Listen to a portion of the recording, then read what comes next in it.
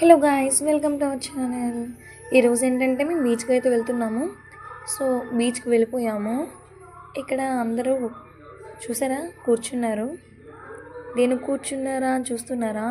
Lunch చేయడానికి. So అక్కడ లంచ్కి అయితే ప్రిపేర్ చేస్తున్నారు పక్కన. ఇక్కడ అందరూ కూర్చున్నారు ప్లేట్స్ పట్టుకొని.